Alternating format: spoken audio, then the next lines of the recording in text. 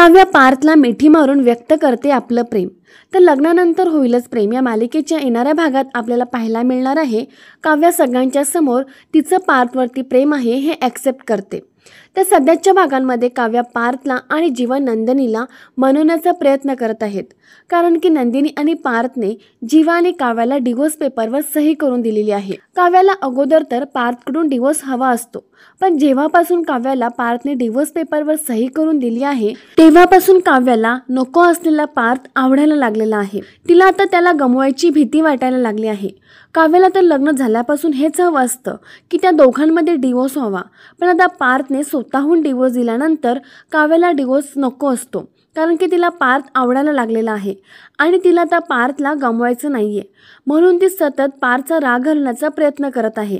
ती पार्थचा राग घालण्यासाठी छोले पुरी श्रीखंड बनवते, पण तरीसुद्धा त्याच्यावरती काहीच परिणाम होत नाही।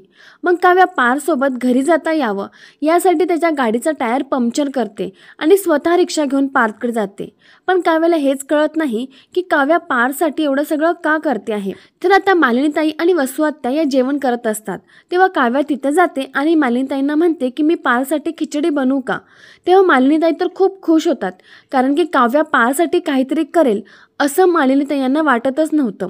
पण आता मालिनीताईंच्या लक्षात आलेलं आहे की काव्या ही पार्थच्या मागे मागे करत आहे, त्याच्या आवडीनिवडीकडे लक्ष देत आहे आणि आज तर त्याच्यासाठी खिचडी बनवत आहे। म्हणून त्या काव्याला म्हणतात की काव्या तुला एक विचारू का, तू खरोखर उत्तर देशील। काव्या हो म्हणते। मग मालिनीताई म्हणतात तू काय प्रेमात पडली आहेस का पार्थच्या। काव्याला हे ऐकल्यावरती धक्काच बसतो, पण नंतर जेव्हा ती रूममध्ये जाऊन विचार करते मग तिला सगळं आठवायला लागतं की ती सतत पार्थचाच विचार करत आहे।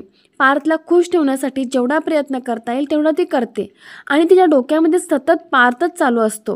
म्हणजे याचाच अर्थ काव्या आता पार्थच्या प्रेमात पडलेली आहे, पण पार्थ हा काव्याला डिवोर्स देऊन मोकळं करण्याच्या मार्गावरती असतो। तो काव्याला सतत इग्नोर करत असतो, त्यामुळे आता काव्याचा शेवटचा पर्याय म्हणून तिचं पार्थवरती असलेलं प्रेम ती ॲक्सेप्ट करते आणि पार्थला घट्ट मिठी मारून सांगते की पार्थ मी नाही राहू शकत तुमच्याशिवाय। तर अशा प्रकारे काव्या ही पार्थवरती असलेलं प्रेम व्यक्त करते। तर प्रेक्षकांनी या सिरियलची अशीच पुढची अपडेट बघण्यासाठी व्हिडिओला नक्की लाईक करा आणि चॅनलला सबस्क्राईब करा।